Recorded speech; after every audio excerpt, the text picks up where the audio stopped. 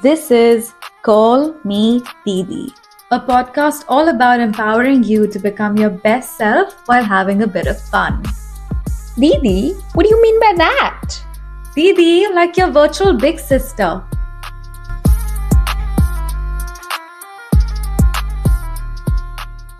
Welcome to Call Me Didi, everyone. I'm your host, Diva. And I'm your host, Sanchi, and welcome to today's episode. Welcome. Today we're talking about navigating 20s. So we put up some polls on our Instagrams and asked you guys what are common struggles that you have in your 20s, and we've gotten a lot of responses. So we thought, you know what, let's just touch on it. Let's talk about our experiences with it and how we navigate it. And none of this is really advice. I guess it's just how do we tackle situations and what our thoughts and feelings are about some common struggles that all of us face. Yeah, so we're just going to talk about that, but also, this is our third video podcast. So we want to hear your thoughts. How are you liking the video podcast? And do you like seeing our faces, beautiful ones, or do you want us to go back to audio? So tell us in the comments. But let's get into today's episode. But before we get into that, Diva, tell us your highlight of the week. Okay, so this was a really difficult one because I've had a shit week. Like I have, yeah, I've actually had, nothing has happened. Nothing has happened. No bad things have happened, but I've just had a really like stay in the bed kind of week all week. I've barely left my house only for work. I've tried to work from home where I could. So I've really just, there's not much that has happened, right? But today I went for a yoga class after literally not going to the gym, barely doing any walks, like literally all week, I was home. And today I went for a yoga class, and after a really, really long time. And I, like, the instructor was telling all the yoga moves and stuff, but he wasn't really doing it and teaching you. And everybody else in the class, most people are regulars there, is what I figured. But I could literally follow through on the whole class just fine. Like he would say things, and I was like, oh, I can do that. And that's because I've done lots of years of yoga and movement and different forms of classes. And I've been exercising or at least moving my body in some way for a lot of time. And literally, my thought today was it's truly a journey. It doesn't matter that I've had a shit week and I didn't work out this week. I've just need to be consistent in the long run.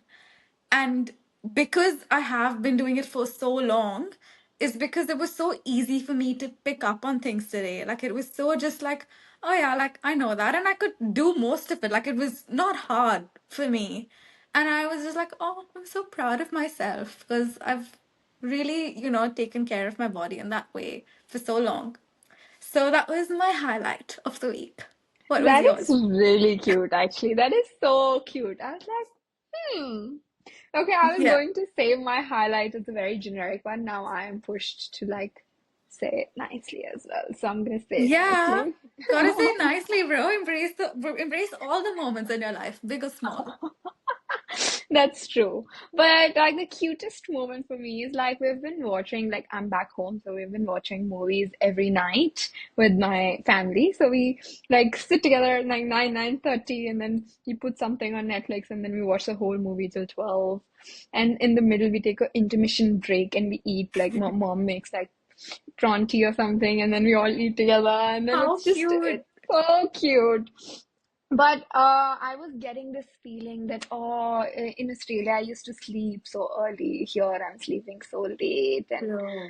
yeah, I know, but I was just getting in that. And I was like, I'm sleeping at 12, 1, and I'm waking up so late. And then it ruins my whole day. It was annoying me. But then I bought this new journal here.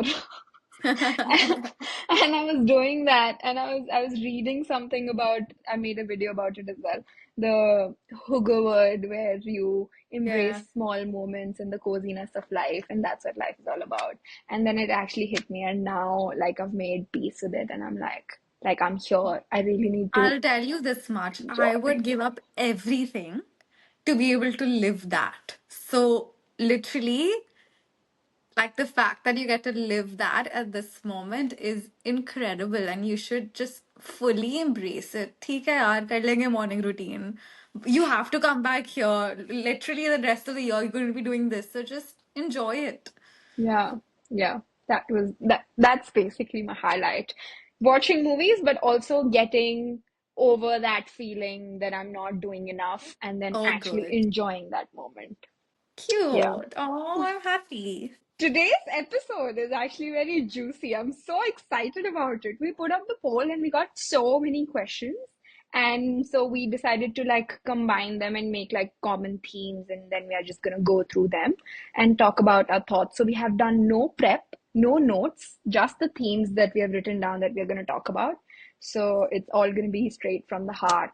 Okay. So the first common theme and the biggest one that we got was about career. Yeah, the biggest one. Sorry, it's not first on our list of notes. I'm like, I was expecting something fully else. But it is, I guess, yeah, across most answers, we saw career. And mostly, how do you know if the career you have chosen is a good choice for you? And then how to navigate changing your career path, at a point of life where you're like, I maybe made the wrong decision, or maybe didn't make the wrong decision. Maybe you think there's a better career path for you. How do you go about it? Yeah. I think Diva has a great answer to that. Not answer, but like her journey is so like perfectly aligning to this question. Do you want to tell that? Yeah, so my undergrad degree was actually an accounting and finance degree. So I did my bachelor's thinking I'm going to be a finance girly. And I think the reason I chose that career was because I loved boss women, like women in suits, who like worked in offices and like, like had a desk and like, that vibe. I think when I was younger, that's what made me choose that. Mm. But when I was doing my degree, I actually really struggled. Like, I did not enjoy what I was learning. It didn't come naturally to me. I had to put in way more effort than my peers to actually get through the degree, even. And in the degree, I didn't change paths because I didn't know any better. Like, I didn't know that, oh, I can actually just switch this. I don't have to do this because it was a very expensive degree as well. And I was like halfway through it when I realized that, okay, maybe this is not my thing. But even then, I wasn't confident that, like, I didn't know for sure that this wasn't my thing. It's just, you see people struggle, you're like, okay, this is also my journey. But after that, when I was sort of figuring out my visa situation and everything, I realized, okay, I'm going to be studying again. I'm going to be doing my master's. And then I made the very brave decision to just switch career paths completely and go into marketing. And that was like my parents are worried. They were, because traditionally you do undergrad, then you do your master's in a similar field. So you build on that experience and then you start Yeah. working in that career, right? But I just was like, no, like I don't know what it was. It was just like, no, I'm going to do this because I think this course looks interesting and I think this, I like it. And I did it and I actually really enjoyed it and I did really, really well in my degree. And I think I'm doing well in my career as well. And I think when you do something which just comes to you a bit more organically, it's way easier. So I don't know if I have advice for people, but I think that just listen to your gut. Like just listen to what is it saying. And it shouldn't feel difficult. Like it shouldn't feel really hard to make that choice. Yeah. Like for me, my initial choice was going to be doing a degree in financial planning, a master's, which I was like, oh, it's not what I did. It's different. I think I'm going to like this more, but it's still like something in my gut. Like I just couldn't, like, I just couldn't get myself to do it. And then I saw this degree and it somehow aligned in my plan. And I was like, okay, this is what I'm going to do. And I signed up for it. And now I'm like living a fully different life. So, So yeah. now you're a marketing girly. I am. I'm still, I don't think, I'm not a creative marketing girly. Yeah. Okay. And I don't think that comes naturally to me. I'm more in like the, I guess, management marketing girly, like more on the data side. But I'm still a marketing girly, you know, it still comes so like naturally to me, and Hmm. I love it, Yeah. you know. That's cool. Well, I also changed that path. Like I initially signed up for Bachelor's of Commerce, majoring in finance or economics or Yeah, finance and accounting as well. But that time, because I was like, I don't know what I'm gonna like. I actually really enjoyed accounting in my 11th and 12th, so I was like, maybe I'll do that. same. Yeah, so I was like, maybe that will be fun and nice. But then I went there and I failed first semester. One subject I failed, which was finance. And after that, I was like, damn, bro, maybe this is not for me. And then the second semester, I was even more like scared to just go through subjects. And I had like QM1 and economics, but then I had one management subject in my second semester. And I remember when I was doing my assignments, I enjoyed management assignments so much. Like, I had the time of my life. Those classes were my favorite. And I remember we had this assignment where we had to research a company and write about it. Like, I don't remember the exact topic, but I remember doing assignment on Tiffany and Co. as my company. And I remember researching a lot about it, watching so many YouTube videos about the company and how they did things and what the target audience, how they changed and all that stuff. And that was my first assignment that I did on my own, fully no help from my friends around me, and doing referencing on my own, and all of that stuff was very new to me because from CBSE background. And I got H1 in that, which is like the highest mark you get. I After failing one subject, I got H1 in one assignment. That was a huge deal for me. I was beyond happy. And I remember that was the moment when I was like, I really enjoyed doing this assignment. I got H1 even after I studied so less for this, and like I didn't have to like push myself so hard to get that mark. Like I it was That's what I'm easy. And saying. yeah. If it's easy, that's such a good sign that Mm, it's maybe the path you should go, because we are so conditioned into believing कि मतलब वही accounting करो या फिर doctor बनो या फिर engineering करो, but like why don't we just follow what is easy for us? Because if it's easy for us, much more likely that we'll do really good at it mm, and will succeed in life. Because the fear that people had, like with choosing marketing, is, oh, when you go into a career, you're not going to make as much money as somebody in finance, for example. But if yeah. I'm good in what I'm doing, I'm going to actually make good money because I'm going to succeed in it, right? Yes. And I'm not going to hate my life doing it. Yeah. So it's so important to just pick up on signs.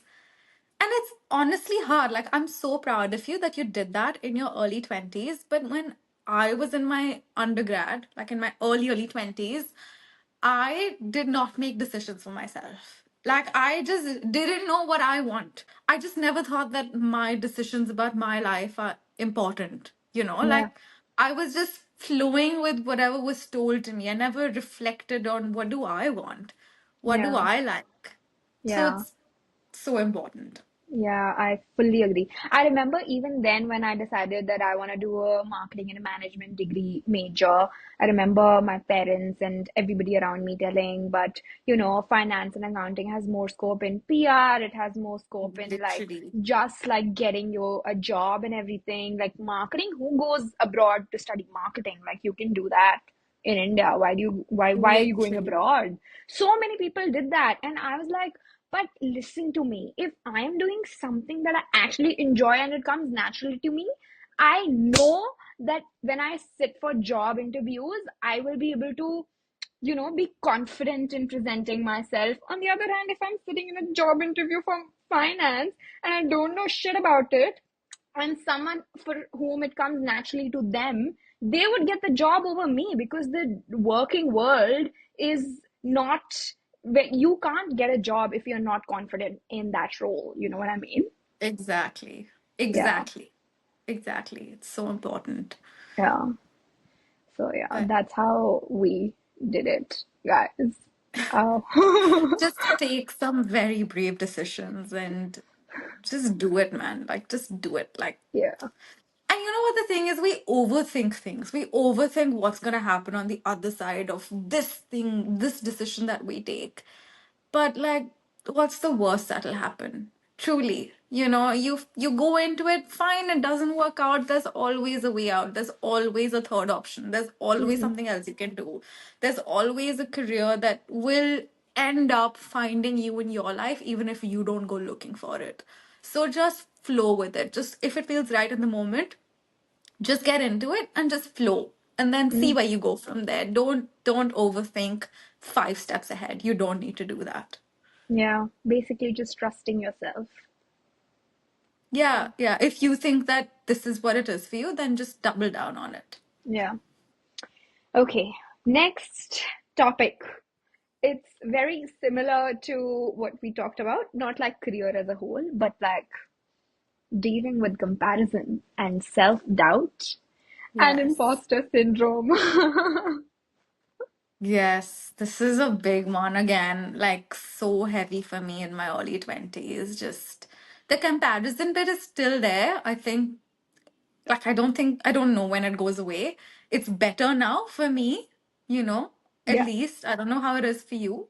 But because I'll tell you what, when you are happy with what you do and how much effort you put into your life, then the comparison with others starts to fade away. Yeah.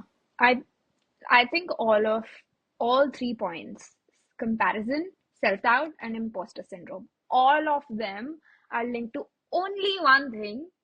And Self love. yes, I'm the biggest fan of this thing, bro. It's so true. Like once you actually start to love yourself, like actually, like genuinely, not not self-love upar se. It's like genuine from the inside. You genuinely fall in love with your core self, your actual self. You love your imperfections, but you also love your perfections. You love how you grow. You love how you take rest. Like every moment of you actually adore is what when you actually master self-love. But then also you still have moments of self-doubt. You still feel like you're not doing enough and stuff, but that's okay. That's like when you're recognizing it, you know that this is something you're facing. It's okay. Give yourself that space and you will grow through that. Like when that's how you deal with your life instead of projecting it on others and just yeah, I don't Yeah. know.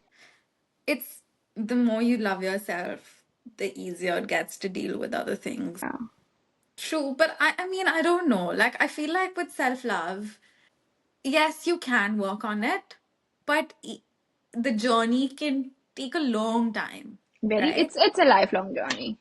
It's a lifelong journey. But I mean, yeah, what you said is fully right. Just love yourself. It's easier said than done, for sure. But just focus inwards than outwards. Yeah, yeah, yeah, yeah.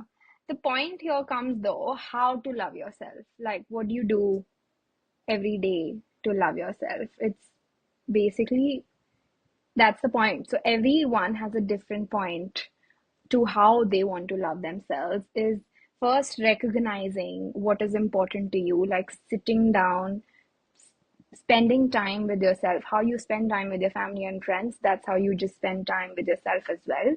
Just sitting down, figuring out what you like, what you don't like. Make list of energy givers and energy drainers.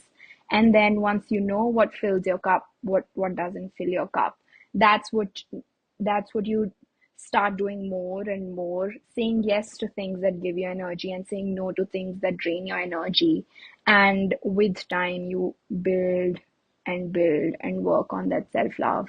And then once you work on that, you also start getting a little bit of um, like confidence to take steps to do things outside of your comfort zone, and that builds more and more of your confidence and more and more of your confidence, and then you will not be as afraid of rejection and failure as you would be without that, if that makes sense. Yeah. And then if you're actually not afraid of rejection, you will take steps to do those things that scare you because you're not as scared anymore, right? And True. that's when great things happen. Yeah, yeah. And I will just give one thing that I said last episode as well.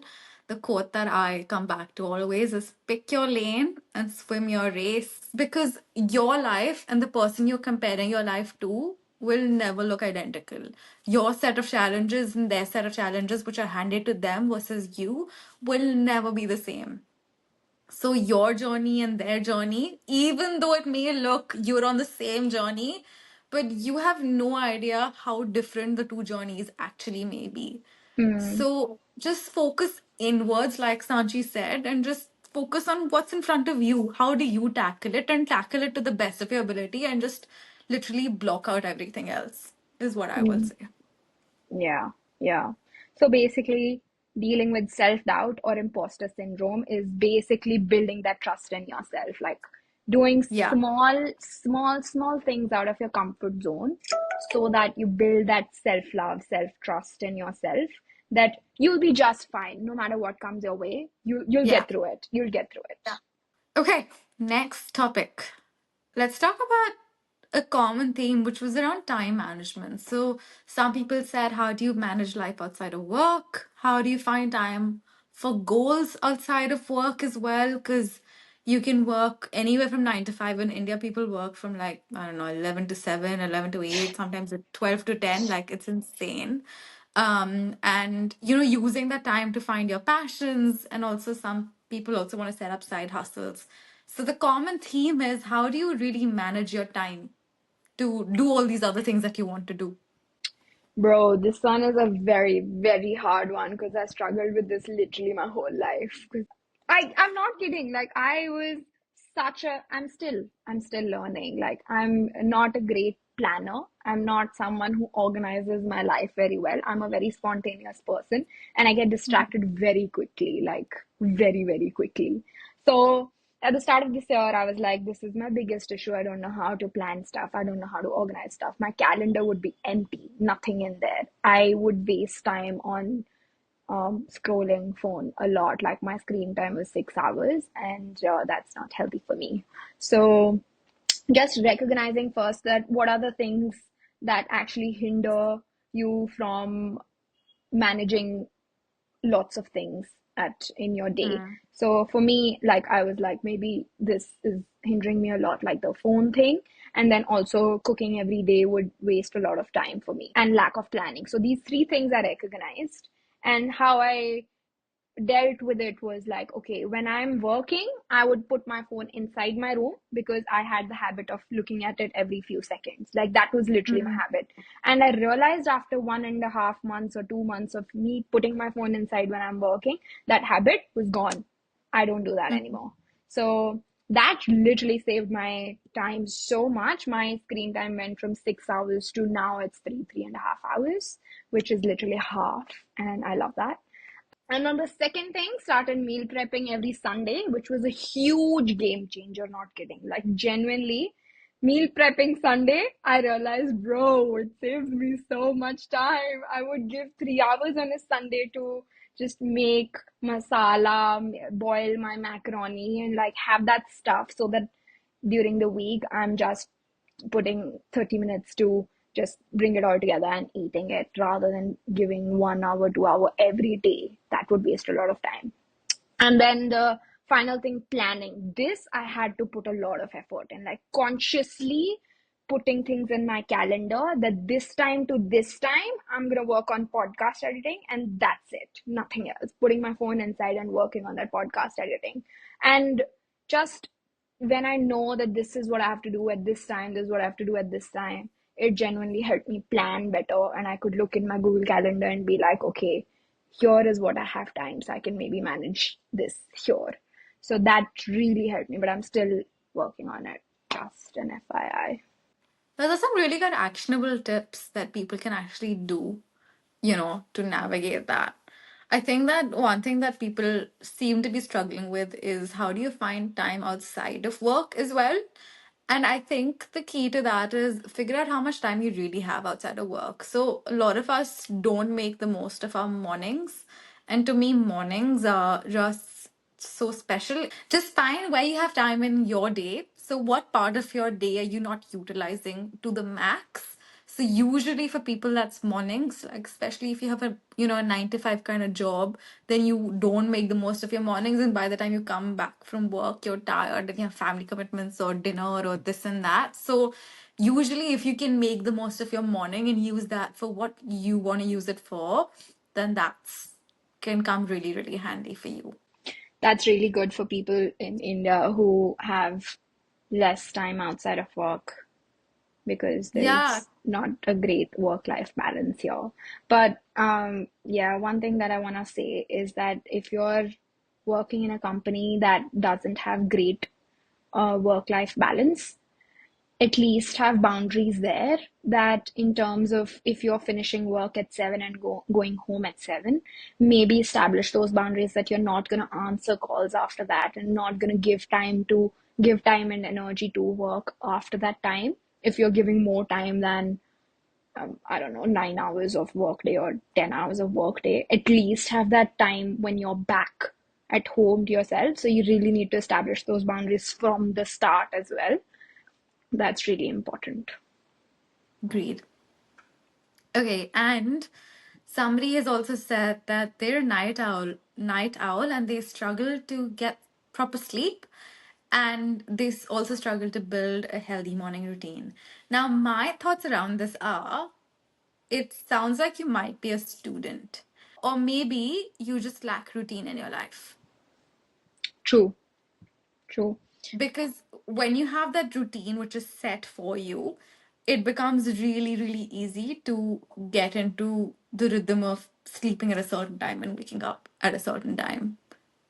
But I don't want to generalize, I might be completely wrong.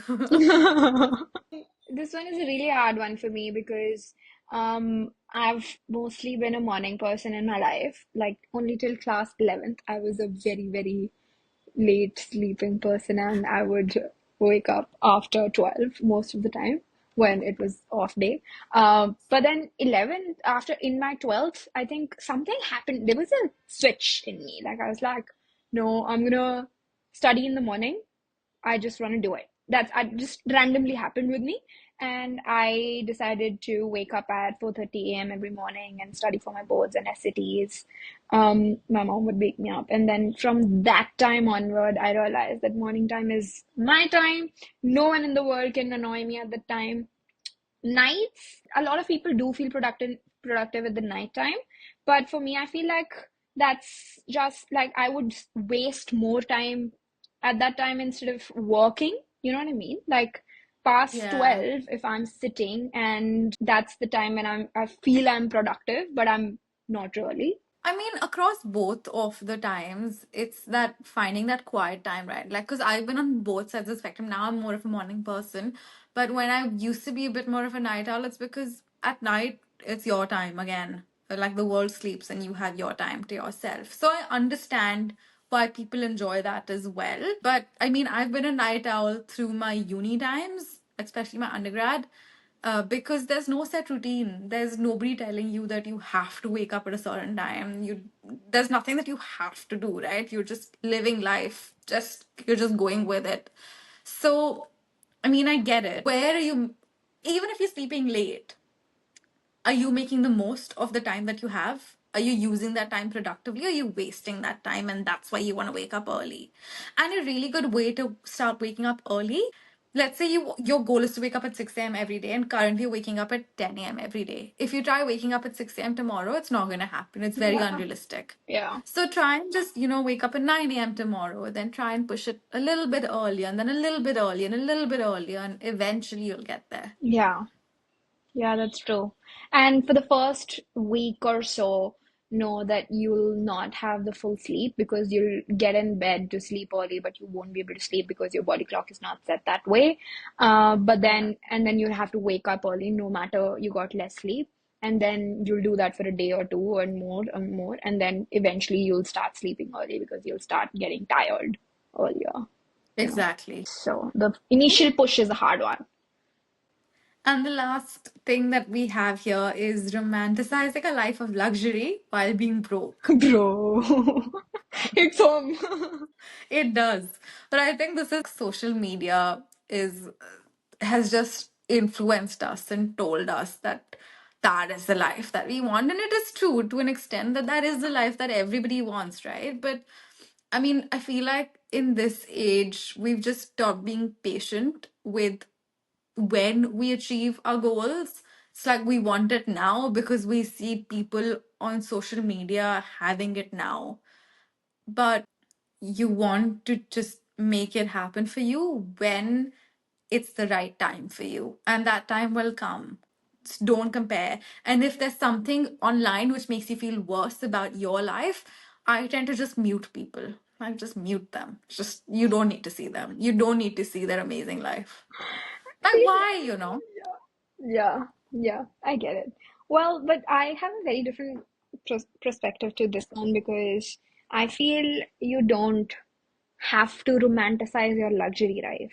The point of romanticizing your life is Mm, your current life. The point of romanticizing your life is actually enjoying the little moments. So you need to romanticize the boring stuff, like when you are sitting in the bus going to your work or just enjoying your chai in the morning watching the true. sunrise. That's the point of romanticizing your life. That's what it means, not romanticizing the luxury, because luxury is good, it's feel good anyway. So the Yeah. yeah, how you do it is you are broke but romanticize the broke.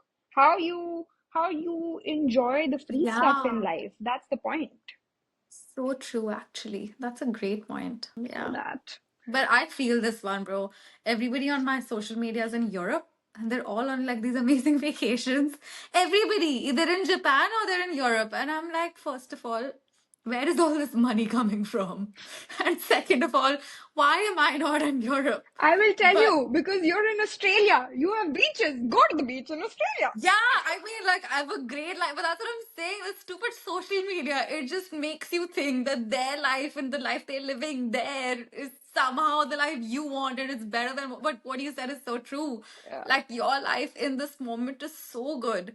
In fact, if there's somebody watching this from India, right?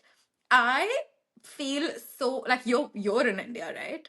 But I feel sometimes so envious of people who get to live the small moments in India, who get to be with their family, who get to do these really like small special things like going and eating a vada pav or eating that pani puri on the road. But they might be thinking that, oh, this person gets to be in see this beautiful sunsets and beautiful sunrises and go to these beaches.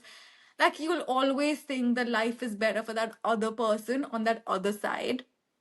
But literally, like what you said is so true. Just embrace the moment, embrace your present. Yeah. Anywho, I think that's a great end to the episode. Yeah, I agree. I had actually a good time chatting. Yeah, it was a good one. We just talked our heart out in this one. Yeah, I like these no prep kind of episodes. It's just very free flowing. Yeah, true. Just talk about what you want to talk about. Next one, guys, what we'll do when Diva and I are together in a home, we'll ask you guys to just whatever you want to ask us as individuals, and we'll answer those questions. And it'll be a very chill, fun, juicy episode about Yeah, it's a our good life. one actually. Yeah. Cool. All right. Woo! Thanks for tuning in, guys. We hope you enjoyed it, and we'll see you on our next episode. Yay! Bye!